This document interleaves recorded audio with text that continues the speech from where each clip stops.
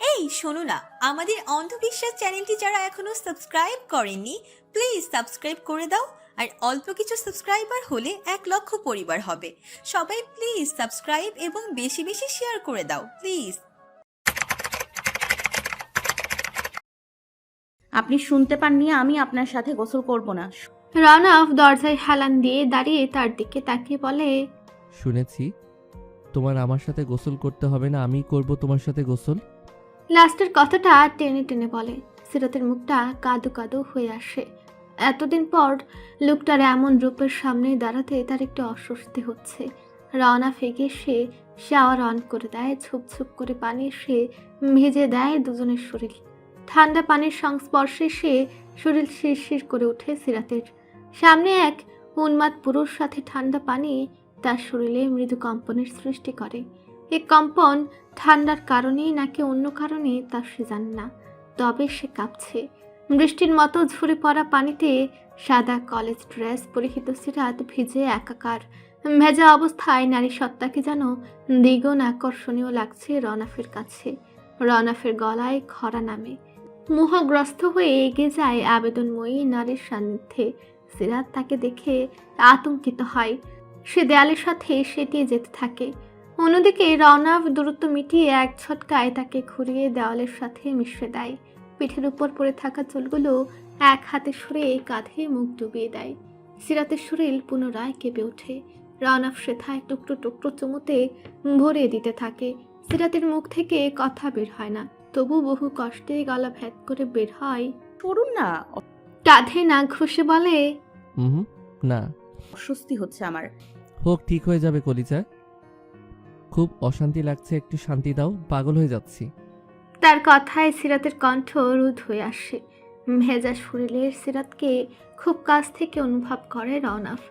নারী দেহের সংস্পর্শে সে মস্তিষ্ক ছলকে ওঠে। শুকনো ঢুক গেলে সে এক হাত বাড়িয়ে জামার পেছনের দিকের চেন টেনে উন্মুক্ত করে দেয় পৃষ্ঠদেশ। মুখ নামিয়ে পুরো পিঠে নাক ঘষে মেইলে শরীরের সুবাস নিতে থাকে। মাতাল করা পরিচিত সুবাস পেয়ে বিক্ষিপ্ত মন শান্ত হয়। তার এই পাগল করা আলতো স্পর্শগুলো নারী সত্তাকে কাবু করতে শুরু করে। সিরাত নিজেকে সামলাতে না পেরে সামনে ঘুরে যায়। আকস্মিক ঘুরে যাওয়ায় রনফ একটু ভরকায়। নিজেকে সামলে নিয়ে তার মুখের দিকে তাকায়। চোখে ভয়, ঠোঁটে কম্পন স্পষ্ট। রনফ সিরাতের অবস্থা দেখে দুষ্টু হাসে। পুনরায় এগিয়ে আসে সিরাতের দিকে। কোনো প্রকার পূর্বাভাস ছাড়াই ঝাঁপিয়ে পড়ে মেলি অধর যুগলের উপর। গভীর আশ্লেষে টেনে নিতে থাকে সে অধরের সুধা। বহুদিনের তৃষ্ণার্ত পুরুষটি যেন সবটুকু তৃষ্ণা ঢেলে দিচ্ছে সেথায়। সিরাত এবার দ্বিগুণ হারে কাঁপতে থাকে। দু হাতে ঠেলে সরাতে চায় পুরুষটিকে, কিন্তু পুরুষটি আজ যেন পণ করেছে, 1 ইঞ্চিও সরাতে পারে না। শরীরের উপরে চলতে থাকা মিষ্টি অত্যাচার নারী সত্তাকে ক্রমশ কাবু করে ফেলেছে। এক পর্যায়ে সিরাত হাত উঠিয়ে নিয়ে আসে রনফের কাঁধে, খামচে ধরে মাথার ভেজা চুল। উন্মাদ পুরুষটি হালাল নারীর এমন সাড়া পেয়ে আরও উন্মাদ হয়ে ওঠে। সিরাতের থেকে একটু দূরত্ব সৃষ্টি করে এক হাতে তার কোমর জড়িয়ে রেখে অন্য হাতে শার্টের বোতামগুলো খুলে একটানে তার শরীর থেকে আলাদা করে ফেলে। আবারও ঝাঁপিয়ে পড়ে নারী দেহের মাঝে। শরীরে জড়ানো কামিজ কাঁধ গলিয়ে নিচের দিকে নামাতে গেলেই সিরাত বাধা দেয়। পুরুষটি এতে ক্ষিপ্ত হয়ে ওঠে। পুনরায় একই কাজ করতে গেলে সিরাত বলে, প্লিজ এখানে না। ঘন ঘন নিঃশ্বাস ফেলতে ফেলতে রনফ বলে, ওকে। বাক্য ব্যয় না করে আবারও কাঁধে তুলে নেয় সিরাতকে। রুমে সে বিছানার উপর এক প্রকার ছুঁড়ে ফেলে। সিরাত হালকা ব্যথা পেলেও কিছু বলে না। এই মুহূর্তে তাকে কিছু বলা মানে পাগল খেপিয়ে দেওয়া। রনফ ব্যস্ত পায়ে এগিয়ে বিছানায় ওঠে। একে একে শরীর আবরণ মুক্ত হয়। সিরাত আর তাকে আটকায় না। নীরবে পাগল পুরুষের পাগলামি শুয়ে নেয়। একটা সময় পুরুষটা শান্ত হয়ে যায়। নারী দেহের উপরে লেপ্টে থাকে। সময়ের ধ্যান দুজনের কারণেই। সিরাত শান্ত চোখে সিলিংয়ের দিকে চেয়ে থাকে। সে কি কখনো ভেবেছে এই পুরুষকে হঠাৎ করে দমকা হাওয়ার মতো উড়ে এসে তার সাথে জুড়ে গেছে? মনে পড়ে যায় গত 2 দিন আগের কথা, যখন রাত প্রায় 1:30। গভীর ঘুমে আচ্ছন্ন সিরাত ফোনের কর্কশ শব্দে জেগে যায়। ফোনের স্ক্রিনে ভেসে ওঠে হালাল পুরুষের নাম্বার। রিসিভ করে কানে ধরতেই ভেসে আসে পুরুষালী ঘোর লাগানো কণ্ঠ। জ্বরের ঘুরে কত আকুতি জানিয়েছে তার ইয়ত্তা নেই। কণ্ঠে ছিল আকুতি, শব্দে ছিল অভিমান।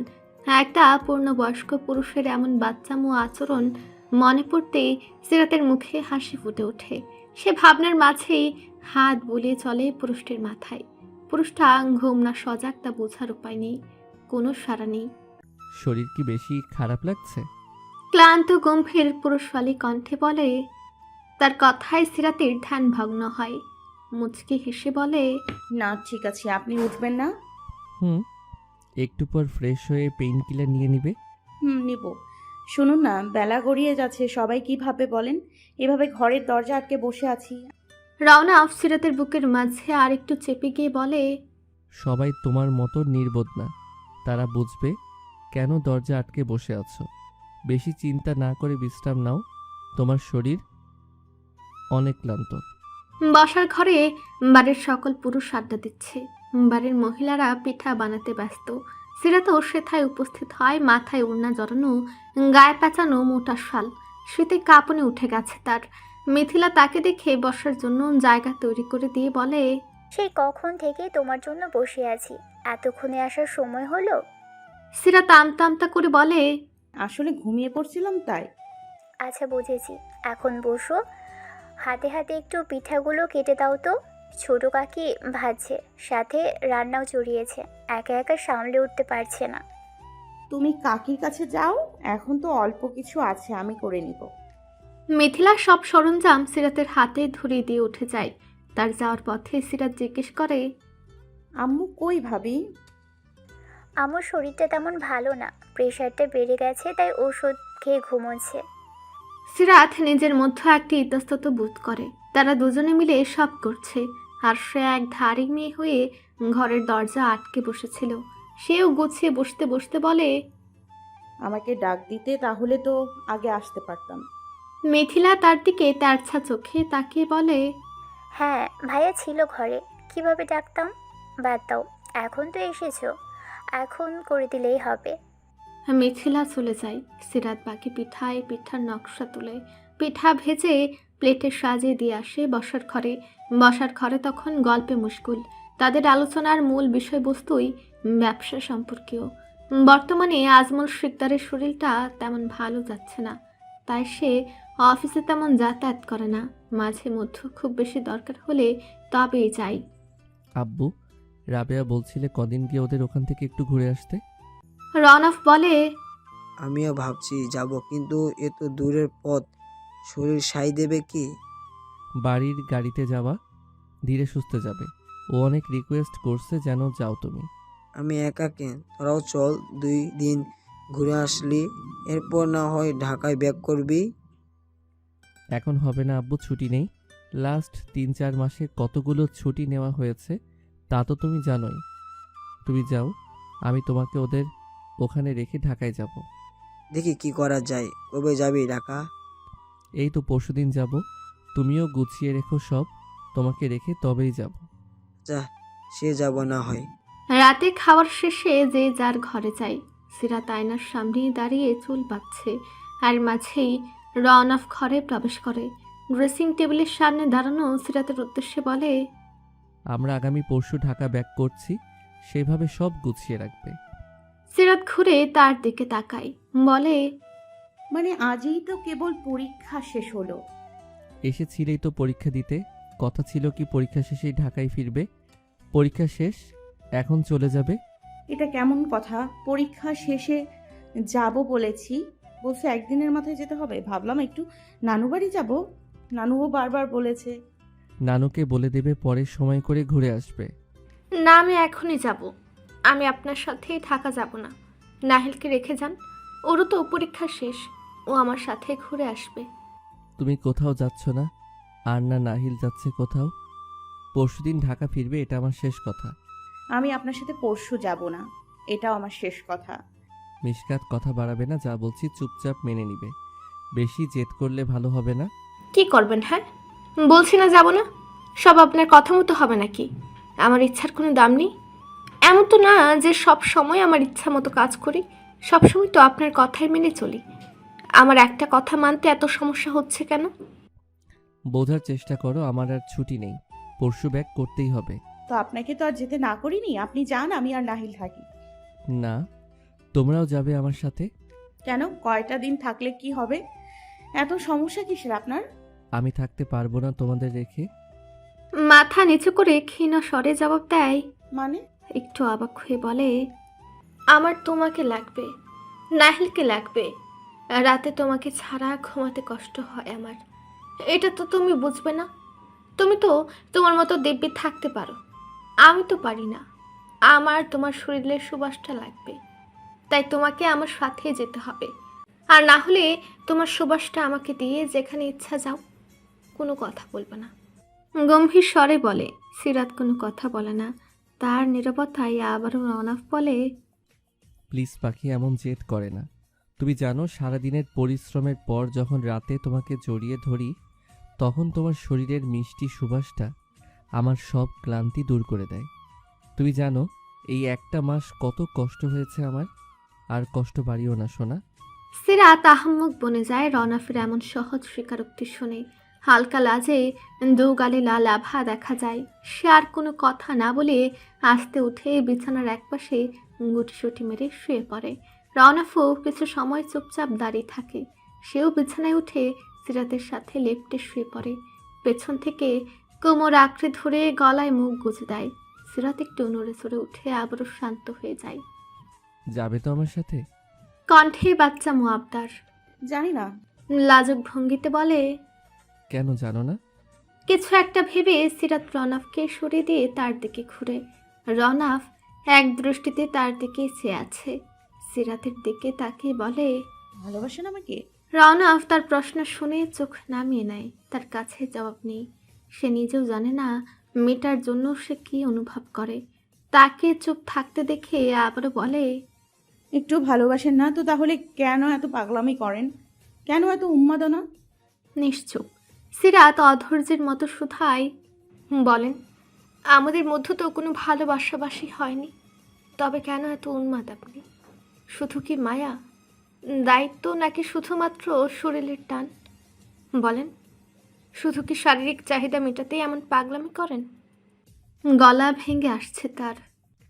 মিশকাত, দৃঢ় কণ্ঠ, কণ্ঠে রাগ স্পষ্ট। ধমকাচ্ছেন কেন? জবাব নেই আপনার কাছে? না না থাকলে কি ধরে নিব আমি যা ভাবছি তাই সঠিক? এখানেই শেষ করো। এই বিষয়ে আর কোনো কথা শুনতে চাই না। কেন শুনতে চান না? গায়ে লাগে? বারবার থামতে বলছি, কানে যাচ্ছে না কথা? হ্যাঁ, শরীরের টানেই আসি তোমার কাছে, এছাড়া কোনো টান নেই তোমার প্রতি। শুনেছ? মনের মতো উত্তর পেয়েছো? ক্ষিপ্ত কণ্ঠে বলে, যেতে হবে না তোমার আমার সাথে, এখানেই থাকো, যতদিন ইচ্ছা থাকো। কখনো বলবো না যাওয়ার কথা। যদি কখনো মনে হয় যাবে, তাহলে চলে যেও। সেখানের দরজা সবসময় খোলা থাকবে তোমার জন্য, কারণ ওটা তোমার সংসার। তবে শুনে রাখো, আজকের পর থেকে এই রনাফ শিকদার শরীরের চাহিদা মেটাতে কখনো আসবে না, যতদিন না তুমি নিজ থেকে যাও। এই বলে রওনা বিছানা ছেড়ে ব্যালকনিতে চলে যায়। এদিকে সিরাত উপর হয়ে বালিশে মুখ গুজে ফুঁপে ওঠে। বিধাতা তার সাথে কেমন খেলা খেলছে, যেথায় তার কোনো কুল কিনারা নেই। সে কেবল ভেসেই চলেছে। তাকে টেনে পারে তোলার মতো একটা মানুষ নেই। কাকে দোষ দেবে সে? নিজের আশেপাশের মানুষগুলোকে, নাকি তার ভাগ্যকে? সেদিনের ঘটনার পর কেটে যায় বেশ কয়েকদিন। রনাফের কথা মতো সিরাত তার সাথেই ঢাকায় ফিরে আসে। এ নিয়ে রনাফ কিছুই বলেনি, না থাকতে বলেছে, না যাওয়ার কথা বলেছে। দুজনের মাঝে অভিমান ও অভিযোগের পাল্লা সময়ের সাথে সাথে বেড়েই চলেছে। আপাত দৃষ্টিতে তারা সাধারণ স্বামী স্ত্রীর মতোই চলে। তাদের মাঝে কথা হয়, একজনের প্রয়োজনে অন্যজন এগিয়ে আসে। সবই ঠিকঠাক, তবু যেন কিছুই ঠিক নেই। মনে হয় সবটাই কেবল দায়ী। নাহিলের বার্ষিক পরীক্ষা শুরু হয়েছে। সে রোজ রওনাফের সাথে যায়, আবার সিরাতকে নিয়ে আসে। ইদানিং রওনাফ বেশ রাত করে বাড়ি ফিরে। যে দিনগুলো দিনের বেলা ডিউটি থাকে, তাদের মাঝে প্রয়োজন ছাড়া খুব একটা কথা হয় না। তাই দেরি হওয়ার কারণও জিজ্ঞেস করে না। নাহিল আজ অন্য দিনের তুলনায় অনেক সকাল সকাল উঠেছে। আজ থেকে পরীক্ষা শুরু তার। পড়াশোনার বিষয়ে সে খুবই সিরিয়াস। কোনো পরীক্ষায় প্রত্যাশার চেয়ে সামান্য মার্ক কম আসলেও তার মন খারাপ হয়ে যায়। সকাল থেকে উঠে পড়া রিভিশন দিচ্ছে। সিরাত রান্না শেষ করে রওনাফের জন্য টেবিলে খাবার বেড়ে ঢেকে রেখে নাহিলের খাবার নিয়ে তার ঘরে প্রবেশ করে। একটা চেয়ার টেনে তার চেয়ারের পাশে বসে। মাকে দেখেই সে হালকা হেসে আবারও বয়ে মুখ গুজে দেয়। সিরাত খাবার মেখে মুখে তুলে দেয়। তার সেও ফাঁকে ফাঁকে খাবার নেয় মুখে। খাওয়া শেষে মুখ ধুয়ে কাবার থেকে স্কুল ড্রেস বের করে বিছানার উপরে রেখে দেয়। আব্বু 9টা বেজে গেছে, এখন তুমি রেডি হয়ে নাও। দেরি করো না, বাবা বকা দেবে কিন্তু। এই তো মা এসেছে, তুমি যাও, আমি রেডি হয়ে নেব। আবার এসে যেন বলতে না হয়। আমি আচ্ছা, এবার যাও। সিরাত ঘর থেকে বেরিয়ে রান্নাঘরে আসে। রওনাফের দুপুরের খাবার হটপটে তুলে দেয়। রওনাফ ডাইনিংয়ে এসে খেতে বসেছে। খাওয়ার ফাঁকে ফাঁকে একবার কেবল সিরাতের দিকে তাকিয়েছে, আবারও খাওয়ায় মন দেয়। খাবার শেষে উঠে ঘরে চলে যায়। অন্যদিকে সিরাত তার উপস্থিতি বুঝে একবারও সেদিকে তাকায়নি। নাহিল তার কথা মতো তৈরি হয়ে পরীক্ষার সকল সরঞ্জাম গুছিয়ে বাইরে আসে। বাবা আমি রেডি, কোথায় তুমি? রওনাফ ঘর থেকে জবাব দেয়, 2 মিনিট সোনা, তুমি জুতা পরে বাইরে ওয়েট করো, আসছি আমি। ওকে, দ্রুত করো। নাহিলকে দেখে সিরাত তার কাছে এগিয়ে আসে। হাতে তার স্কুলে পরার জুতা জোড়া। নাহিলের হাত ধরে সোফায় বসিয়ে দিয়ে নিজেই জুতা পরাতে থাকে। তার কাজ শেষে উঠে পাশে বসে মাথায় হাত বুলিয়ে বলে, ভালো করে পরীক্ষা দাও আব্বু। লেখা শেষে ভালো করে সব পড়ে দেখবে সব ঠিকঠাক লিখেছো কিনা, কোনো কিছু বাদ দিয়েছো কিনা, ঠিক আছে? তুমি এমনভাবে বলছো যেন আমি এই প্রথমবার পরীক্ষা দিচ্ছি। আমার আছে, তুমি প্রথমবারই পরীক্ষা দিচ্ছ, তাই বেশি কথা না বলে যা বলেছি মাথায় রাখবে। আচ্ছা, সব মাথায় থাকবে, এখন আসি। সিরাত ছেলের কপালে চুমু খেয়ে বিদায় দেয়। ততক্ষণে রওনাফু এসে হাজির হয় সেখানে। সিরাতের উদ্দেশ্যে বলে, রুমা আপাকে আবারও আসতে বলেছি, সে আজ থেকে এসে কাজ গুছিয়ে দেবে। তার দরকার ছিল না, এখন তো সারাদিন বাসাতেই থাকি। একা একা সব পারবে না, আসলে কাজ বুঝিয়ে দিও। আর ওর পরীক্ষা তো একটাই শেষ, 12:30টার মধ্যে চলে যেও। আচ্ছা। দুজনের মাঝে আর বেশি কোনো কথা হয় না। রওনাফ নাহিলকে সাথে নিয়ে দরজা দিয়ে বেরিয়ে যায়। সিরাতও তার খেয়ালে দরজা আটকে দেয়। 10টার দিকে রুমা আপা আসে বাসার কাজের উদ্দেশ্যে। বেল বাজতেই সিরাত এসে দরজা খুলে দেয়। রুমা হাসি মুখে সালাম দিয়ে ঘরে ঢুকে। রুমাও রাজশাহীর মেয়ে, তার 2 মেয়ে আছে। পরপর 2 মেয়ে হওয়ায় আবারও বিয়ে করে। সতীনের ঘরে রুমা মেয়েদের নিয়ে বড় কষ্টে দিন পার করে। সতীনের ঘরে পুত্র সন্তানের জন্ম নেওয়ার পর একটা সময় মেয়েদের ভরণ পোষণ দিতে পারবে না বলে জানায়। রুমা আর সহ্য করতে না পেরে মেয়েদের নিয়ে বাপের বাড়িতে এসে ওঠে। ভাইয়ের সংসারেও তাকে সইতে হয় নিদারুণ যন্ত্রণা। তাই একজনের মাধ্যমে ঢাকায় কাজের ব্যবস্থা করে মেয়েদের নিয়ে চলে আসে। এরপর থেকে ঢাকাতে বিভিন্ন বাসায় কাজ করে মেয়েদের ভরণ পোষণ ও পড়াশোনার খরচ চালায়। সিরাত তাকে কাজ বুঝিয়ে দেয় এবং সাথে থেকে সকল কাজের তদারকি করে। 12টার মধ্যেও কাজ শেষ করে রুমা চলে যায়। সিরাতও নাহিলের স্কুলে যাওয়ার জন্য তৈরি হয়। রওনাফের কথা মতো 12:30টায় এসে উপস্থিত হয় স্কুল গেটে। একটা বাজতেই শেষ ঘন্টা পরে। একে একে বাচ্চারা বের হয়। নাহিল সিরাতকে দেখে এগিয়ে এসে উচ্ছ্বসিত হয়ে জানান দেয় তার পরীক্ষা কেমন হয়েছে, কি লিখেছে, কি বাদ দিয়েছে। সিরাত ভাবে রওনাফ শিকদারের ছেলে তো তার মতোই হবে। বাপু যেমন সব কিছুতে সেরা, ছেলেও তেমনই হবে। শুনেছে তার মাও নাকি খুবই মেধাবী ছিল, পাবলিক ভার্সিটিতে পড়তো, রূপে গুণে সব দিক থেকে সেরা। নাহিলের মা থাকাকালীন সিরাত ছোট ছিল, তাই তার চেহারা খুব একটা মন নেই তার। না, তার সাথে তখন খুব বেশি সখ্যতা ছিল।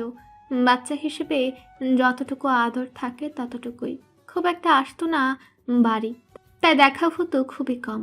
তবে সকলের মুখেই শুনেছে যতদূর বসেছে যেমন রওনাফ শিকদার তেমন তার পছন্দ। হঠাৎই কেমন নিজেকে অযোগ্য মনে হতে থাকে তার পাশে। আগে এরূপ ভাবনা কখনোই মনে আসেনি তার। বিষণ্ণ মনেই বাড়ি ফিরে। পুরো রাস্তা নাহিল এটা সেটা বললেও সে হু হা ব্যতীত কোনো জবাব দেয় না। বাড়ি ফিরে নাহিলকে ঘরে পাঠিয়ে সেও নিজের ঘরে চলে আসে। শরীরটা খুব ম্যাজম্যাজ করছে, মাথা ভার হয়ে আসছে, হয়তো জ্বর আসার পূর্বাভাস। দুপুরে নাহিলকে কোনো মতে খাবার দিয়ে সে যে কম্বল মুড়ি দিয়েছে আর ওঠেনি। সন্ধ্যার পর থেকে শরীরের তাপ বৃদ্ধি পায়। নাহিল বেশ কয়েকবার মায়ের কাছ থেকে ঘুরে যায়। নাহিল মাকে চুপচাপ শুয়ে থাকতে দেখে বলে, মাম্মা শরীর খারাপ লাগছে তোমার?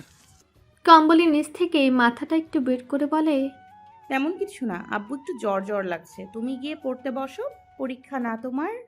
নাহিল সিরাতের কপালে গলায় হাত ছুঁয়ে দেখে শরীর বেশ গরম। সে উদ্বিগ্ন স্বরে বলে, তোমার তো অনেক জ্বর মা, অনেক কষ্ট হচ্ছে তাই না? ফোন কোথায় তোমার বলো, আমি বাবাকে কল করে আসতেছি। ওষুধ দিলে তুমি ঠিক হয়ে যাবে। ছেলের চিন্তিত বদন দেখে সিরাত দুর্বল কণ্ঠে বলে, আমি ঠিক আছি সোনা, তুমি আমার পাশে বসে একটু মাথায় হাত বুলিয়ে দাও, সব কষ্ট চলে যাবে। নাহিল মায়ের কথায় তার পাশে বসলেও তার মন শান্ত হয় না। সে চিন্তিত মনে মায়ের মাথায় হাত বুলিয়ে দেয়। একটা সময় কলিং বেলের শব্দে হুড়মুড় করে উঠে দৌড় দেয়। অন্য দিনের তুলনায় আজ দ্রুত ফিরেছে রওনাক। সিরাত ততক্ষণে অসুস্থ শরীরে ঝিমিয়ে পড়েছে। দরজা খুলতেই বাবাকে দেখে উদ্বিগ্ন স্বরে বলে, বাবা মাম্মাকে ওষুধ দাও, মা ঠিক হয়ে যাবে। রওনাক ছেলের কথায় ভ্রু কুঁচকে তাকায়। বিষয়টা বোঝার চেষ্টা করে। ছেলের চোখে মুখে চিন্তা ও উদ্বেগের ছাপ। কি হয়েছে মায়ের? মা কোথায়? ব্যস্ত স্বরে শুধায়, আমার অনেক জ্বর, বাবা ঠিক করে কথাও বলছে না। তুমি মাকে ঠিক করে দাও বাবা, ঔষধ দাও মাকে। কাদো কাদো কণ্ঠে বলে। রওনাফের মাঝে উদ্বেগ দেখা যায়। সে নাহিলের সামনে হাঁটু মুড়ে বসে। ছেলেটা খুব ভয় আতঙ্কের মাঝে আছে। আগে তাকে শান্ত করা দরকার। তাই সে তাকে বলে, শান্ত হও বাবা, মা ঠিক হয়ে যাবে। একদম প্যানিক করো না, বাবা এসেছি তো, সব ঠিক হয়ে যাবে। তুমি মাকে একটু দেখো না। রওনাফ নাহিলকে সাথে নিয়ে ঘরে ঢুকে বিছানার দিকে তাকাতেই নজরে আসে কম্বলে আগা মাথা মুড়া সিরাতকে। সে এগিয়ে যায় তার কাছে। কপালে গলায় হাত ছুঁয়ে দেখে জ্বরে শরীর পুড়ে যাচ্ছে। তার গায়ে হাত দিয়ে নাহিলের দিকে তাকায়। সে তার পাশে চুপটি করে দাঁড়িয়ে আছে, চোখ ছলছল করছে। বাবা মা ঠিক হয়ে যাবে তো? কিছু হবে না সোনা, একটু জ্বর মাত্র। তুমি একটা বাটি নিয়ে আসো তো বড় দেখে। নাহিল দৌড়ে যায় বাটি আনতে। রওনাফের মুখে চিন্তার রেখা দেখা যায়। জ্বরটা মোটেও সামান্য নয়, থেমে থেমে কেঁপে উঠছে। ছেলেকে সামান্য বলে শান্ত রেখেছে, না হলে মা পাগল ছেলে কেঁদে কেটে এক করে ফেলবে। নাহিল বাটি এনে রওনাফের হাতে দেয়। রওনাফ তাতে পানি এনে একটা কাপড় চুবিয়ে নিয়ে বিছানায় তার মাথার কাছে বসে। ভেজা কাপড় নিংড়ে তার কপালে রাখে। অন্যদিকে নাহিলও অন্য পাশে উঠে বসে মাথার কাছে। কিছু সময় পর পর মাথায় গায়ে হাত বুলাচ্ছে। কাপড় তুলে তা দিয়ে গলা ঘাড় মুছে দেয়। ঠান্ডা ও জ্বরের মধ্যে পানির স্পর্শ পেয়ে সিরাতের শরীর শিরশির করে ওঠে। পানির স্পর্শে তার চৈতন্য ফিরে আসে। তীব্র মাথা ব্যথা নিয়ে চোখ দুটো নিভু নিভু অবস্থায় খুলে প্রথমে নজর আসে নাহিলের বদনখানি।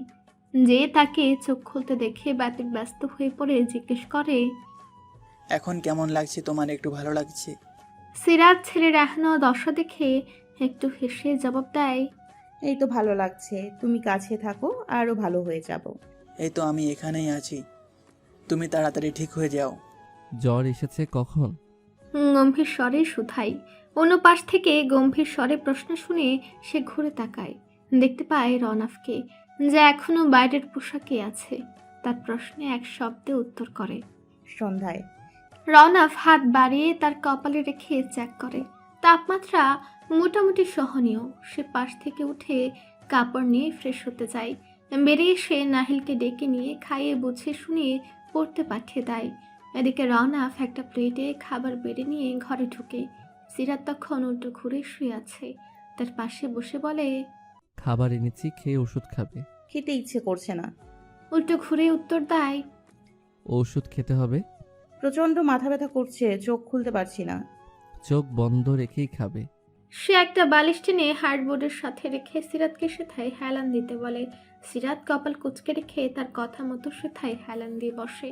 রওনাফ হাত ধুয়ে খাবার মাখে। সিরাত তা দেখে বলে, একটু হাত ধোয়ার পানি এনে দিন, আমি নিজেই খেতে পারবো। কথা বন্ধ করে খেয়ে নাও, অনেক রাত হয়েছে। রওনাফ খাবার মেখে তাকে খাইয়ে দেয়। অল্প কিছু খাওয়ার পর সিরাত আর খেতে চায় না। রওনাফও আর জোর করে না, মুখ ধুয়ে ওষুধ খাইয়ে দেয়। রওনাফ নিজেও অল্প কিছু খেয়ে ছেলের ঘরে যায়।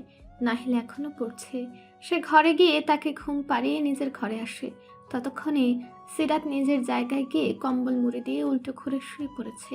রওনাফ লাইট নিভিয়ে বিছানায় আসে, কপালে গলায় হাত দিয়ে চেক করে জ্বরের পরিমাণ। আবারও নিজের জায়গায় শুয়ে পড়ে। মাঝরাতে কারো গুনগানের শব্দে রওনাফের ঘুম হালকা হয়ে যায়। মস্তিষ্ক সঠিক ইঙ্গিত দিতেই তড়িৎ ব্যাগে উঠে বসে। সিরাত ক্রমাগত কাঁপছে। রওনাফ আবারও জ্বর চেক করে, তাপ হুড়হুড় করে বেড়ে যাচ্ছে। রওনাফের কপালে চিন্তার ছাপ দেখা যায়।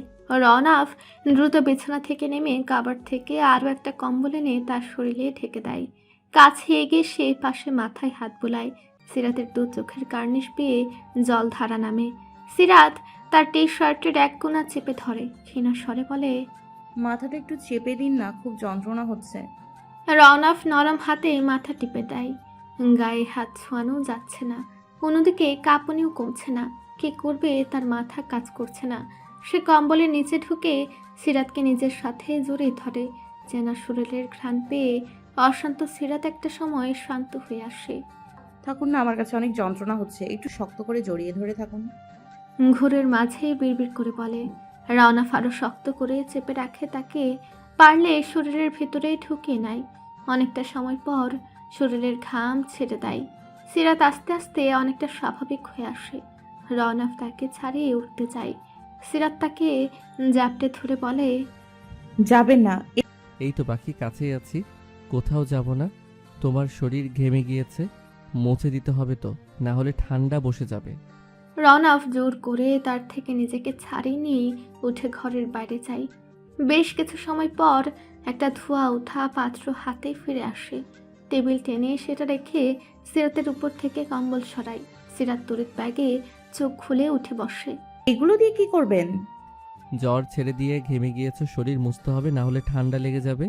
কাপড় ভেজাতে ভেজাতে বলে, আমাকে দিন, আমি পারবো। পারবে? আমি করে দিচ্ছি। বললাম তো পারবো, আপনি বাইরে যান।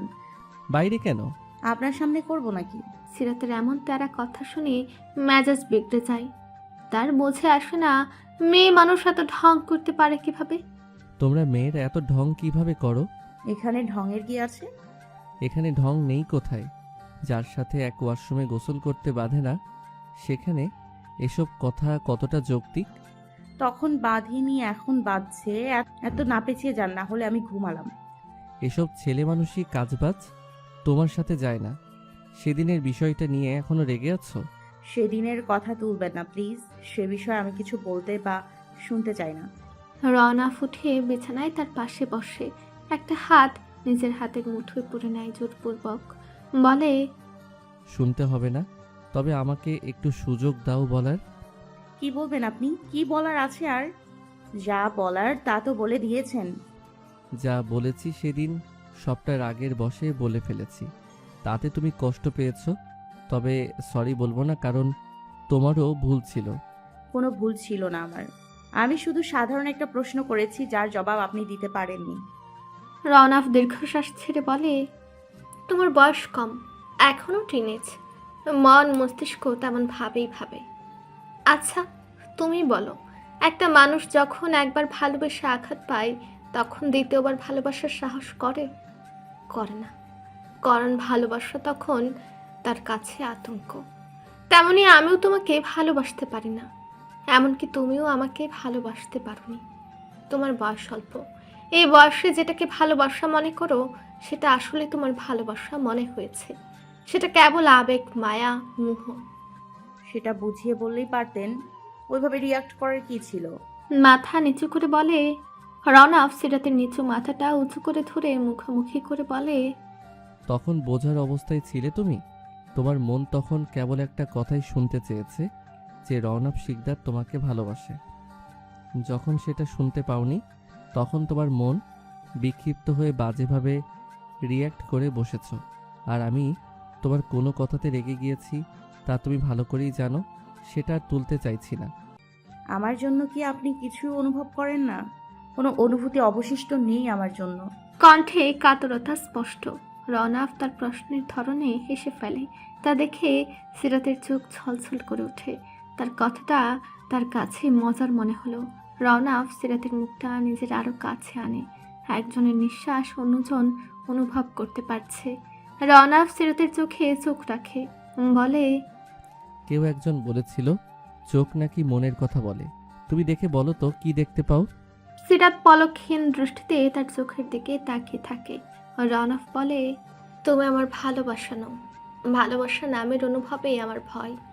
তুমি আমার শান্তি, আমার সুখ, অশান্ত হৃদয়ের একমাত্র আশ্রয়, আমার সব ক্ষতের একমাত্র প্রতিষেধক। তোমার শরীরের সুবাস আমার ক্লান্ত দেহ, বিক্ষিপ্ত হৃদয় প্রশান্তি এনে দেয়। বলো, আর কি চাই তোমার? আর কি শুনতে চাও? ভালোবাসে কি না? ভালোবাসার সংজ্ঞা কি বলো? ভালোবাসা হলো পৃথিবীর শ্রেষ্ঠ মরণাস্ত্র। যার আঘাতে ক্ষত বিক্ষত আমি সে ক্ষতের প্রতিষেধক হিসেবে চাচ্ছি তোমাকে। আমি চাই না কখনো তোমাকে ভালোবাসতে, এবং তোমাকেও বলবো তুমিও আমাকে কখনো ভালোবেসো না। শুধু পাশে থাকো, কাছে থাকো, এতটুকুই চাওয়া। আর কিছু চাই তোমার? সিরাত রওনাফের কথায় দুদিকে মাথা নাড়ে। সে তার উত্তর পেয়ে গেছে। সে রওনাফের থেকে দূরত্ব বাড়াতে চায়। রওনাফ তার ছোঁয়াল চেপে কাছে এনে বলে, আরও দূরত্ব লাগবে তোমার? সিরাত কান্না ভেজা চোখে বলে, আমি কিছু বুঝতে পারছি না, কি করব, কোথায় গেলে স্বস্তি পাবো জানি না। দম বন্ধ হয়ে আসছে আমার। রওনাফ এগিয়ে আসতে চায় তার নিকট। সিরাত হাত তুলে বাধা দেয়। পুনরায় বলতে শুরু করে, প্লিজ এগিয়ে আসবেন না। আপনার শরীরের ঘ্রাণ আমাকে সম্মোহিত করে, আপনার কথা আমাকে বাজেভাবে প্রভাবিত করে। জানেন, যেদিন আপনি বলেছিলেন আপনার অতীতের কথা, সেদিন এতটাই প্রভাবিত হয়েছে যে মনে মনে ঠিক করে নিয়েছিলাম ভাঙাচোরা মানুষটাকে আবারও জোড়া লাগাবো, সবসময় আগলে রাখবো। তাহলে এখন কেন কষ্ট দিচ্ছ? তোমার প্রতিটা কথা আমাকে ক্ষত বিক্ষত করে দিচ্ছে। সিরাত চোখ মুছে নতুন উদ্যমে বলে, এরপরে সেদিন রাতে যখন আপনার মুখে ওইসব কথা শুনলাম, তখন বুঝে গেছিলাম আমি কেবল আপনার প্রয়োজন। আগে জানতাম, তবে কখনো উপলব্ধি করতে পারিনি। আপনি তো বলেন আমি ছোট, বুঝ কম, অন্তত আমার মনের শান্তির কথা ভেবে হলেও মিথ্যে বলতেন। কেন বললেন না? কেন আমার কথায় সায় দিয়ে সেদিন ওই কথা বললেন? রওনাফের চোখ লাল হয়ে উঠেছে, চোখে জ্বালা পোড়া শুরু হয়েছে। এতটুকু একটা মেয়ে কত ভারী ভারী কথাই না বলছে, যে কথা তার হৃদয় ভেদ করে চলেছে। মিথ্যা বলে কি লাভ? সত্যিটা তুমিও জানো, আমিও জানি। না তুমি আমাকে ভালোবাসতে পেরেছো, না আমি তোমাকে। এতটা দুর্ভাগা কপাল নিয়ে কেন আল্লাহ আমাকে পাঠিয়েছেন? জন্ম থেকেই দুর্ভাগ্য আমাকে তাড়া করে চলেছে। এর শেষ কোথায় বলতে পারেন? ভাগ্য তোমার খারাপ নয়, ভাগ্য তো আমার খারাপ। একজনকে ভালোবেসে তাকে বাঁধতে পারিনি, অন্যজনকে চেয়েও ভালোবাসতে পারছি না। দ্বিতীয়জন বলেই কি? দ্বিতীয়জন বলেই তো সবকিছু দিয়েই বাঁধতে চাইছি। যে একটা জিনিস চাইছি সেটাই তো দিতে পারছেন না, তাহলে এমনভাবে বেঁধে থাকার কি কোনো অর্থ আছে? দূরত্ব চাইছো? সিরাতের চোখ অশ্রুতেই পরিপূর্ণ, তবুও মুখে তিরস্কারের হাসি। কতটুকু দূরত্ব প্রয়োজন? রওনাফ তাকে ছেড়ে একটু দূরে সরে বলে, এতটুকু? সিরাত উদাস দৃষ্টিতে তাকে বলে, যতটুকু দূরত্ব তৈরি হলে আপনার মনে হবে আবারও কাউকে ভালোবাসতে পারবেন। রওনাফ তার চোখে চোখ রেখে বলে, যদি এমন অনুভূতি কখনো না তৈরি হয়? তাহলে সেখানেই আমরা ইতি টানবো এই দায়, প্রয়োজন আর বোঝাপড়ার সম্পর্কের। সিরাতের দিকে কাতর দৃষ্টি নিক্ষেপ করে বলে, আমরা তো ভালো ছিলাম পাখি। আমি তো ভালো নেই, আগাছার মতো আর বাঁচতে ইচ্ছে হয় না। একটা শক্তপোক্ত শিকড়ের খোঁজ করে চলছি। শিকড় না পেলে? সরিয়ে নিব সেই গাছ থেকে, পরগাছা হয়ে থাকার চেয়ে বিচ্ছেদই সই। রওনা ফেকে সে সিরাতের চোয়াল চেপে ধরে ক্রোধ মিশ্রিত কণ্ঠে বলে, তাহলে আমাকে আর আমার ছেলেকে দাফন করে তবেই যাবি? এত যত্ন, এত শান্তি সহ্য হয় না তোর? বেঈমান কোথাকার! তোর জন্য ওই বাড়ি ঠিক ছিল। তুই এসবের যোগ্যই না। আমার কথা না হয় বাদ দিলাম, নাহিল তো তোকে পাগলের মতো ভালোবাসে। কথাটা বলার আগে ওর মুখটা একটু মনে পড়ল না তোর? এত স্বার্থপর কবে হলি? হ্যাঁ, আমি স্বার্থপর, জন্ম থেকেই স্বার্থপর, লোভী। নিজের সুখ চাওয়া দোষের কিছু নয়। আপনি চাইছেন, আমিও চাইছি। প্রতিটা মানুষ শুধু আমাকে প্রয়োজন হিসাবে ব্যবহার করে আসছে। প্রথমে আম্মু সারা জীবন কখনো ভালো করে কথাও বলেনি, হ্যাঁ এখন তার মেয়ের জন্য আমার সাথে কত ভালো কথা। সিরাতকে না জিজ্ঞেস করে এখন এক গ্লাস পানিও খায় না। আপনিও তো তেমনই করলেন। নিজের প্রয়োজনে, নিজের সুখের জন্য আমাকে আটকাতে চাইছেন। কেউই আমার দিকটা দেখলেন না, খালি নিজেদেরটাই বোঝেন। আর আমি দেখতে গেলেই স্বার্থপর। রনফ নির্বাক হয়ে চেয়ে থাকে। ভালোবাসা কি এতই সোজা? তার হৃদয়ে মেয়েটার জন্য আলাদা জায়গা আছে, সেটা কি তা সে জানে না। ভালোবাসা নাকি কেবল মায়া সে জানে না, তবে মেয়েটার উপস্থিতি তাকে সুস্থে দেয়। ওই নিষ্পাপ মুখটা তার সারাদিনের ক্লান্তি দূর করে দেয়। এটা কি? যদি ভালোবাসা হয়েও থাকে, তবু সে কখনো মুখে উচ্চারণ করতে পারবে না। দ্বিতীয়বার আর ধ্বংস হতে পারবে না সে। নিজেকে ধাতস্থ করে বলে, কি চাইছো তবে? সময় আর একটু শ্বাস নেওয়ার মতো দূরত্ব, এতটুকু অন্তত দেন। রওনাফ দীর্ঘশ্বাস ছেড়ে চোখে চোখ রেখে ভাঙা কণ্ঠে বলে, যাও দিলাম তবে, কিন্তু ছেড়ে যাওয়ার কথা বলিস না পাখি। এবার ধ্বংস হয়ে যাব। আমার মাঝে আর শক্তি নেই উঠে দাঁড়ানোর।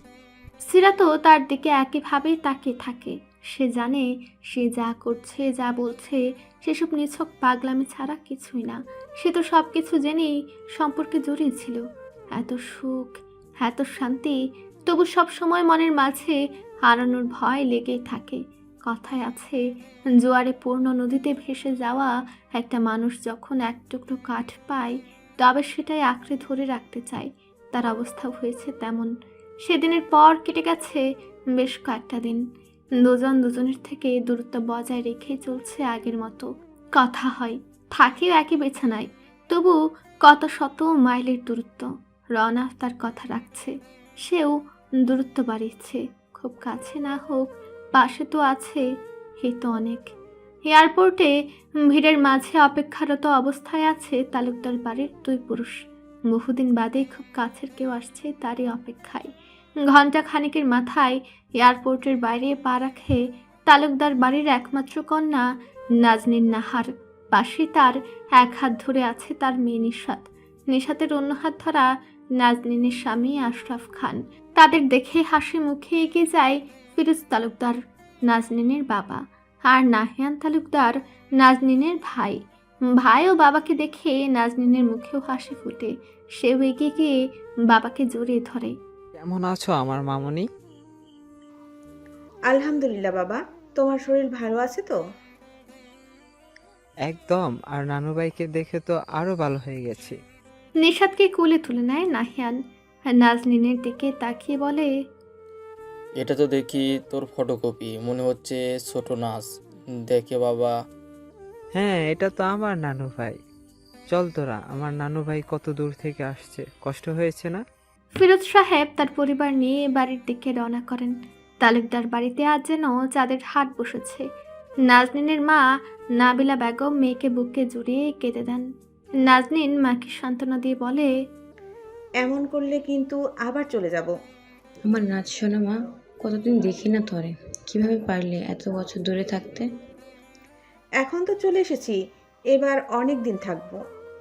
ফুপি কেমন আছো? আমি ভালো আছি আব্বা, তুমি ভালো আছো? আছি আলহামদুলিল্লাহ। আপনার শরীর ঠিক আছে? আলহামদুলিল্লাহ। তোমরা কিন্তু এবার অনেক দিন থাকবা, কতদিন পর দেখছি তোমাদের। আমার নানু কই? আব্বু আর ভাইয়াদের কাছে আছে। দুপুরে এলাহি আয়োজন করা হয় তালুকদার বাড়িতে। তালুকদার বাড়ির ডাইনিংয়ে উপস্থিত আছে বাড়ির কর্তা, তার দুই ছেলে মেয়ে, জামাই, নাতনি। বাড়ির বউ শিমলা ও শাশুড়ি নাবিলা মিলে সকলকে খাবার বেড়ে দিচ্ছে। খাওয়া দাওয়া শেষ করে যার যার ঘরে তাকে তাকে পাঠিয়ে দেওয়া হয়। যত আড্ডা হবে সন্ধ্যার পরে। ফিরোজ তালুকদার তার জামাই ও ছেলেদের নিয়ে বসার ঘরে আড্ডা দিচ্ছে। বাড়ির মেয়েরা রান্নাঘরে। নিশাতও আছে তার বাবার সাথে। নিশাত বাবা ভক্ত একটা মেয়ে, মা ছাড়া সে থাকতে পারলেও বাবা না হলে চলে না তার। কতদিনের জন্য আসলে? আছি বেশ কিছুদিন। দ্রুত ফিরে যাবো ওকে নিয়ে। আমি চাই না এখানে থেকে কোনো সত্যের মুখোমুখি হোক। যা চাপা আছে তা চেপে রাখতে হলে ওকে দূরে রাখতেই হবে। কিন্তু আব্বু, কখনো যদি ওর সামনে চলে আসে তখন কিভাবে সামলাবে? বড় ছেলে ফারহান বলে, তখন এর বিষয় তখনই দেখা যাবে। তাদের কথার মাঝে সদর দরজা দিয়ে প্রবেশ করে বাড়ির বড় নাতি। তাকে দেখে সবাই চুপ হয়ে যায়। নিশাদকে দেখে এক প্রকার ঝাঁপিয়ে পড়ে, ছু মেরে তুলে নেয় খুলে।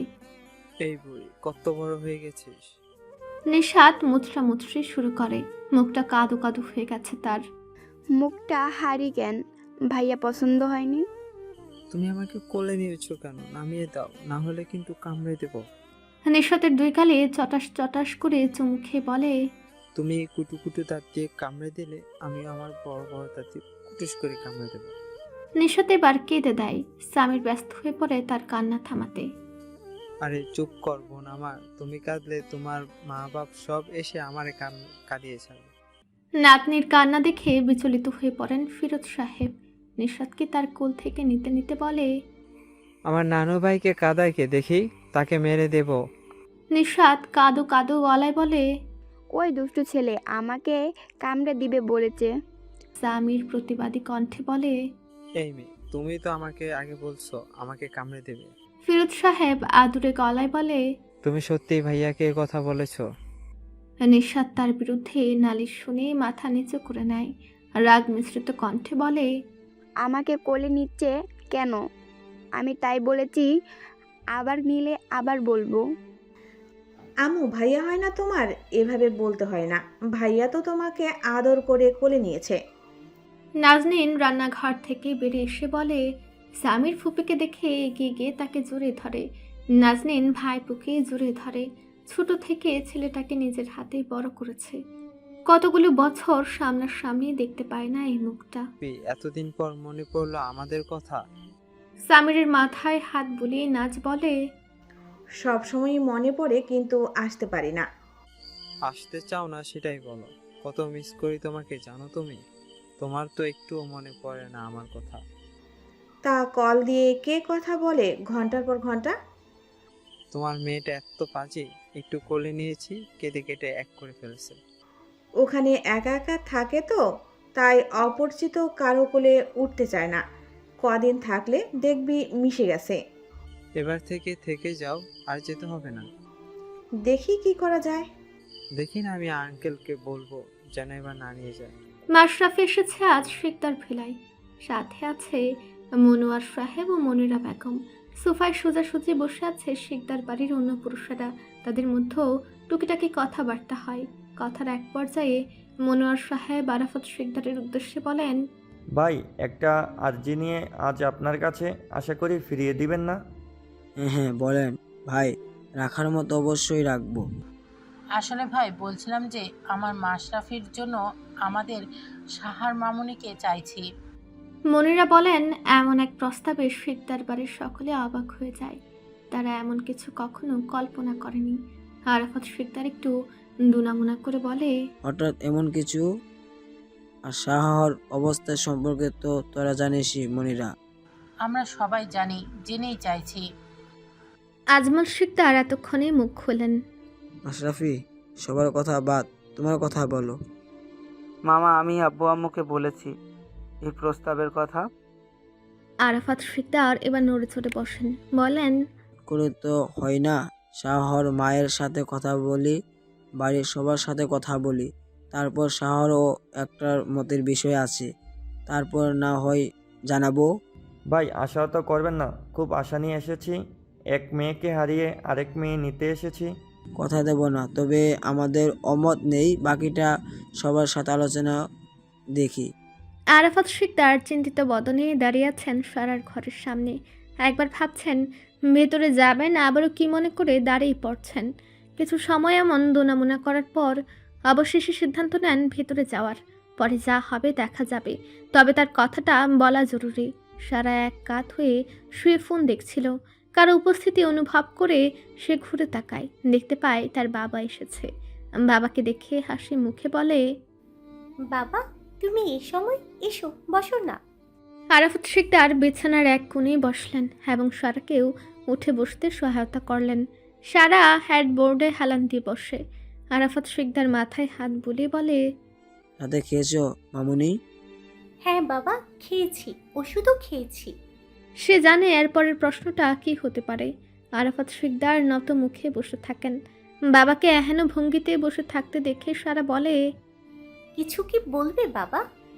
বলতেই তো এসেছিলাম, কিন্তু এত কি চিন্তা করছো? যা বলতে এসেছো বলে দাও না। কথাটা তুই কিভাবে নিবি সেটা নিয়ে ভাবছি। সারা ভ্রু কুটি করে তাকায় বাবার দিকে। কে এমন বলবে যার জন্য আজ বাবাকে এত ভাবতে হচ্ছে? সারা আরাফাত শিকদারের এক হাত তার দু হাতের মুঠোয় নিয়ে বলে, তুমি আমার বাবা, তুমি এমন কিছু বলবে বা এমন কিছু করবে না যা আমার জন্য খারাপ। আমি জানি তুমি যাই করবে আমার ভালোর কথা ভেবেই করবে, তাই নির্বিঘ্নে বলতে পারো। আরাফাত শিকদার মেয়ের কথায় খানিক হলেও স্বস্তি পান। সে অন্য হাত দ্বারা সারার হাতের উপর হাত রেখে বলেন, মারে, একটা আবদার নিয়ে এসেছি তোর কাছে। কি আবদার বাবা? তুই কথা দে, ফিরিয়ে দিবি না আমাকে, আমার কথা রাখবি। সারা পড়েছে মহাফাসাদে। তার বাবা এমন করছে কেন? বাবা কি হয়েছে বলো তো? এমন করছো কেন? কি বলবে বলো তো? আগে বল আমার কথা রাখবি। আগে কথাটা তো বলো না, আগে কথা দে। সারা মনে মনে খুবই বিরক্ত হয়, তবু বাবার খুশির কথা ভেবে বলে, আচ্ছা রাখবো, এবার তো বলো। আসলে আমরা তোর জন্য মাশরাফিকে পছন্দ করেছি। সারা ছিটকে হাত সরে নেয় বাবার হাতের মধ্য থেকে। মানে এসব কি বাবা? এটা তোমরা কিভাবে ভাবতে পারো? সে আমার বড় ভাইয়ের মতো। তোদের কি আপন ভাই তো না? তুমি বুঝতে পারছো না, রামিম ভাই আর তাকে কখনো আলাদা চোখে দেখিনি। আর তাছাড়া আমার অবস্থা তোমাদের অজানা নয়। এরপরেও কিভাবে এইসব? আমি তোমার এই কথাটা রাখতে পারছি না, আমাকে ক্ষমা করো। তুই আমাকে কথা দিয়েছিলি। তুমি কথা আদায় করে নিয়েছো, আর এসব বলতে আম্মু তোমাকে এখানে পাঠিয়েছে তাই না? কোথায় আছে? বাইরে দাঁড়িয়ে আছে নিশ্চয়। আম্মু, আম্মু।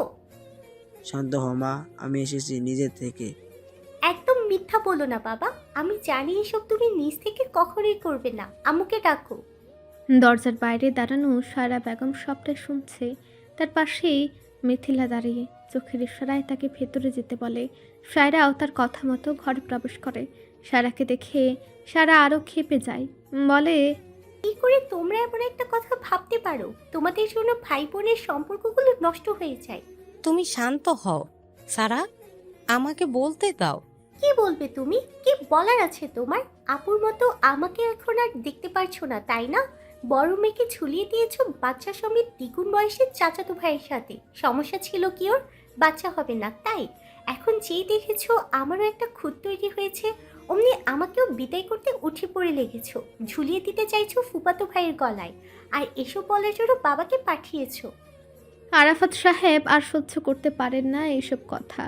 মলিন মুখে সে মা মেয়ের মাঝখান থেকে উঠে চলে যায় বাইরে। মলিন চোখ দুটোর সাথে চোখাচোখি হয়ে যায় মিথিলার। আরাফাত সাহেব দ্রুত স্থান ত্যাগ করেন। সারা, তুই ভুল বুঝছিস আমাকে। কোনো ভুল বুঝছি না আমি। মাশরাফি আর ওর পরিবার নিজ থেকে এই প্রস্তাব দিয়েছে। সারা যার পরও নয় অবাক হয়, খানিক স্তব্ধ হয়ে যায়। মায়ের কথা তার বিশ্বাস হয় না। সিরাতকে বিয়ে দেওয়ার জন্য যে জোর জবরদস্তি করেছে, সিরাত বাধ্য মেয়ে তাই মেনে নিয়েছে। সে তো তার মতো অত ভালো নয়। সে কোনো মতেই মানতে পারে না এই সম্পর্কের কথা। মিথ্যা বলছো তুমি। কেন তারা এমন একটা প্রস্তাব রাখবে? আর মাশরাফি ভাই আমাকে মাহিরার মতে বোনের চোখে দেখে এসেছে। তার উপর একজন সুস্থ সবল পুরুষ নিশ্চয়ই আমার মতো পঙ্গু মেয়েকে স্ত্রী হিসেবে চাইবে না, আর না কোনো বাবা মা তার ছেলের জন্য পঙ্গুবোধ চাইবে। তোমার এসব চাল আমি ভালো করেই বুঝি। নিশ্চয়ই তোমরা তাদের উল্টোপাল্টা কিছু বুঝিয়ে এই বিয়েতে রাজি করিয়েছো। এই কদিনেই বোঝা হয়ে গেছে, তাই বোঝা হালকা করতে অন্যের ঘাড়ে গছিয়ে দিতে চাইছো। সায়রা প্রাণপ্রিয় মেয়ের মুখে এই ধরনের অপবাদ সইতে পারে না। আল্লাহর দোহাই লাগে, চুপ কর। তাদের চিৎকার চেঁচামেচি শুনে রুমে এসে হাজির হয় মিথিলা। সারাকে দুই হাতে ধরে বলে, চুপ করো সারা, কিসব বলছো তুমি? মা হয় তোমার। সারা অশ্রুসিক্ত নয়নে মিথিলার দিকে তাকিয়ে বলে, দেখো না ভাবি, আম্মু আব্বু কিসব বলছে? মাশরাফি ভাই আর আমি, এটা কখনো সম্ভব? মিথিলা সারার মাথায় হাত বুলিয়ে বলে, আম্মু কিছু মিথ্যা বলছে। আম্মু কিছু মিথ্যা বলছে না। বিকেলে মাশরাফি ভাই আর ফুপা ফুপি এসেছিলেন, তারাই এ প্রস্তাব রেখেছে। ফুপি মাহিরাকে হারিয়ে তোমাকে চাই, অনেক রিকোয়েস্ট করেছে আব্বু আর বড় চাচার কাছে, এজন্যই তারা এসেছে তোমার কাছে। সারা কাতর কণ্ঠে মিথিলার দিকে তাকিয়ে বলে, এটা কি সত্যি ভাবি? মিথিলা তার দিকে তাকিয়ে উপর নিচ মাথা নাড়ে, বলে, আমাদের কথা বিশ্বাস না হলে তুমি মাশরাফি ভাই বা ফুপিকে কল করে দেখো। সবচেয়ে ভালো হয় তুমি মাশরাফি ভাইয়ের সাথে কথা বলো। সায়রা বেগম কাতর কণ্ঠে চেয়ে থাকে তাদের দিকে, নিঃশব্দে ঘর থেকে চলে যায়। যে মেয়ের জন্য বড় মেয়ের সাথে এত দূরত্ব, যে মেয়েকে নিজের চেয়েও বেশি ভালোবেসে এসেছে, সেই মেয়ে আজ তার সাথে এভাবে কথা বলেছে, তাকে মিথ্যেবাদী পর্যন্ত বলেছে। সারা তার মাথাটা মিথিলার বুকে এলিয়ে দেয়। মিথিলা সযত্নে তাকে আগলে নেয়। তোমাদের কাছে কি খুব বেশি বোঝা হয়ে গেছি আমি? কেউ তোমাকে বোঝা ভাবছে না, তারা চেয়েছে বলেই এ কথা এতদূর পর্যন্ত এসেছে। যদি তুমি চাও তবেই কথা এগোবে, আর না হলে এখানেই শেষ। তবুও বলবো একবার অন্তত মাশরাফি ভাইয়ের সাথে কথা বলে দেখো, বাকিটা তোমার উপর নির্ভর করছে।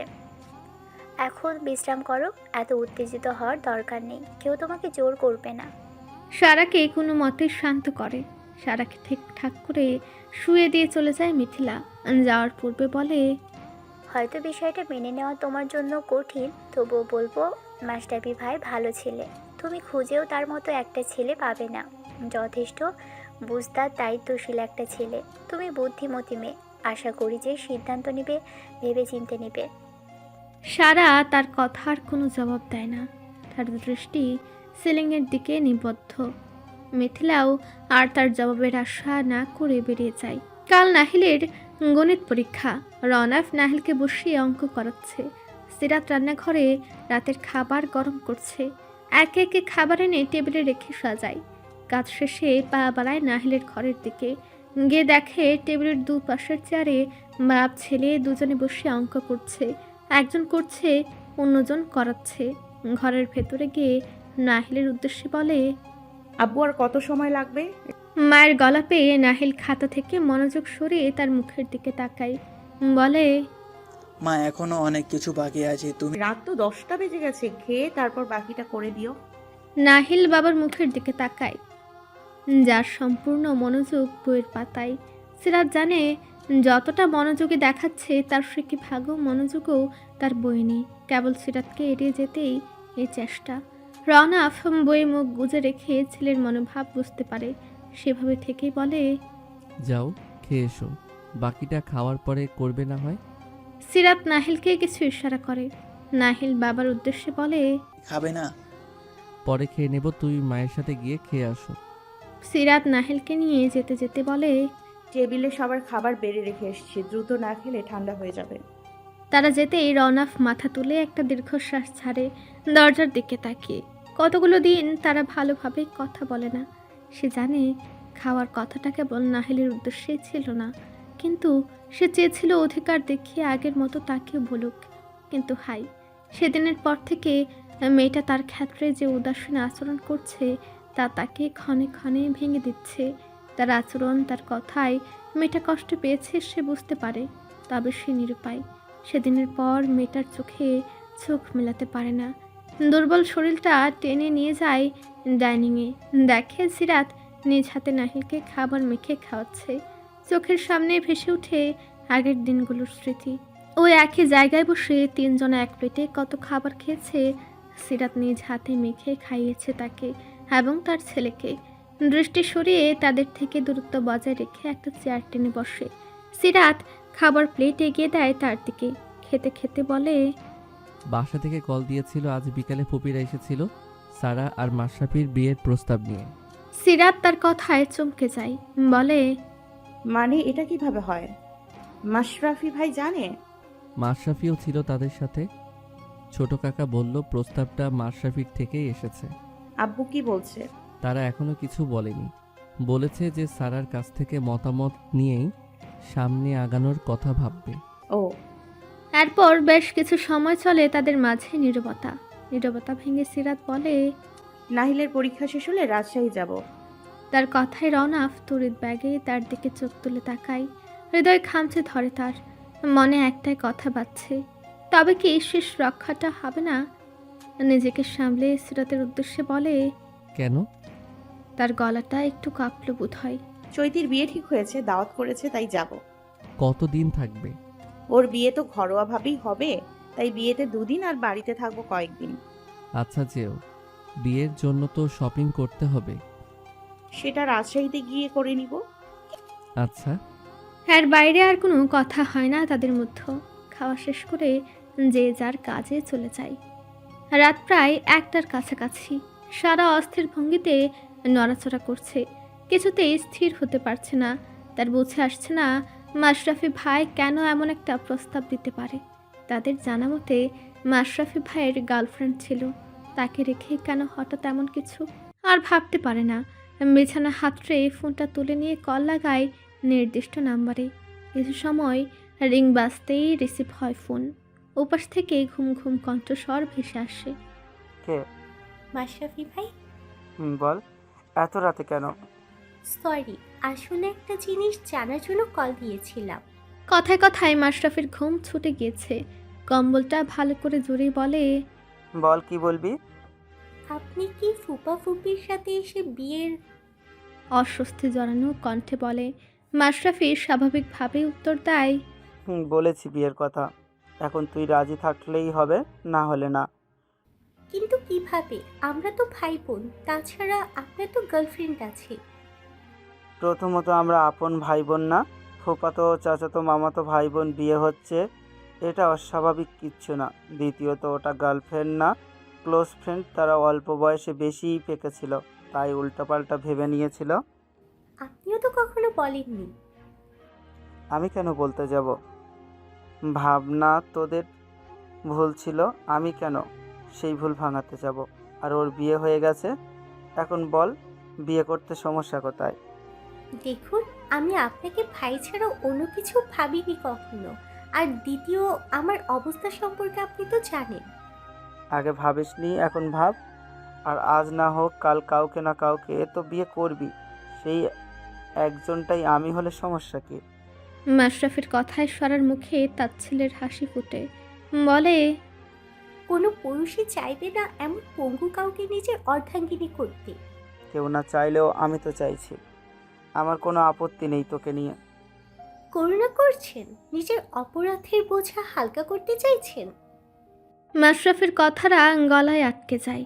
সারা আবারও বলে, আমি আপনাকে কোনো দোষারোপ করছি না, শুধু শুধু নিজেকে দোষী ভাবছেন। মাশরাফি সারা কোনো কথা বলে না। দুজনের মাঝে নীরবতা চলে। মাশরাফি নীরবতা ভেঙে বলে, সারহা, হুম। তোর কাছ থেকে একটা জিনিস চাইবো, দিবি? কি চান? মাশরাফি কিছু সময় চুপ থেকে বলে, তোর কাছ থেকে তোকে চাই, দিবি? কেন চাইছেন? ধরে নে একটু শান্তির জন্য। এতে আমার কি লাভ? সর্বক্ষণিক পাশে থাকার মতো একটা মানুষ, যে পাশে থাকলে তোর আর কাউকে প্রয়োজন হবে না, আর কারো সাহায্যের দরকার হবে না। যদি কখনো বোঝা মনে হয়, যদি কখনো মনে হয় আপনি ঠকে গিয়েছেন, আপনার এই সিদ্ধান্তটা ভুল ছিল, কখনো মনে হবে না। আপনি নিশ্চিত? 100% নিশ্চিত। আজ সিরাত রাজশাহী চলে যাবে। এবার তার সাথে নাহিলও যাবে। ওদেরকে নিয়ে যেতে এসেছে ইশতিয়াক। কাজের সূত্রে এদিকে আসা, সেখান থেকেই ওদের নিয়ে যাবে। সিরাত সকাল থেকে ঘরের বিভিন্ন কাজ নিয়ে ব্যস্ত। যেমন রওনাফের জন্য কয়েকদিনের খাবার রান্না করে রেখে গেছে, কয়েক ধরনের মাছ ও সবজি কেটে মশলা বেটে রেখে যাচ্ছে, যাতে তার না থাকাকালীন সময় রওনাফের বাড়তি ঝামেলা পোহাতে না হয়। কাপড় গুছিয়ে ইস্ত্রি করে রেখে গেছে। সোফায় বসে রওনাফ থেকে থেকে দেখে যাচ্ছে তার বউয়ের কার্যকলাপ। মাথায় চলছে ভিন্ন কিছু। ভেবে চলেছে এই মেয়ের যত্ন আত্মীয় সব কিছুর বেলায় ঠিক, শুধু তার সাথে কথা বলতে আসলে এমন ভাবভঙ্গি করে মুখের যেন দুঃসম্পর্কের প্রতিবেশী। একটু হেসে কথা বললে দাঁত ক্ষয়ে পড়ে যাবে। সেদিন বড় মুখ করে সময় দেওয়া, দূরত্ব রাখার কথা বললেও এখন এসবে সে চরম বিরক্ত। বিয়ে করেছে কি এসব নখরা দেখতে? সে চরম বউ ভক্ত মানুষ। সেই বউয়ে কিনা তাকে পাত্তা দিচ্ছে না এখন। বাচ্চা কাচ্চা বিয়ে করার ফল সে হারে হারে ট্যাট পাচ্ছে। নিজেকে দুনিয়ার সবচেয়ে বড় অভাগা মনে হয়। মানুষ একসাথে 2-3টা বউ পালে, আর তার বেলায় আল্লাহ দিয়েছে 2টা বউ। চেহারা সুরত মাশাআল্লাহ, আচার আচরণ ভাষায় প্রকাশ করার মতো না। দেওয়ালে নিজেই নিজের কপাল ঠুকতে মন চাচ্ছে তার। বুড়ো বয়সে এসে কি এখন হাত পা ধরে বউয়ের মান ভাঙাবে? অবশ্য যেন তেন বিষয় হলে মানিয়ে নিত, কিন্তু যা চাইছে তা তো তার পক্ষে দেওয়া অসম্ভব। বাবা ও বাবা। ছেলে ডাকে হুঁশ ফেরে। বিরক্তিকর মুখ নিয়ে ছেলের দিকে তাকিয়ে বলে, কি হয়েছে, চিল্লাচ্ছ কেন? চিল্লাবো না, তা কতগুলো ডাক দিয়েছি, তোমার তো খেয়ালই নেই। কি এত ভাবছো শুনি? রাওনাফ ছেলেকে টেনে এনে কুলের উপর বসে বলে, ভাবছি তো অনেক কিছু, কোনটা রেখে কোনটা বলি তোমায় বলো। নাহিলা অবুঝ নেত্রে বাবার চেহারার দিকে তাকায়। বাবার কথা তার মাথার উপর দিয়ে গিয়েছে। নিয়মিত ভালোবাসার গল্প শুনতে এবং পড়তে আমাদের অন্ধবিশ্বাস চ্যানেলটি সাবস্ক্রাইব করে পাশে থাকা বেল আইকনটি ক্লিক করুন। ধন্যবাদ সবাইকে।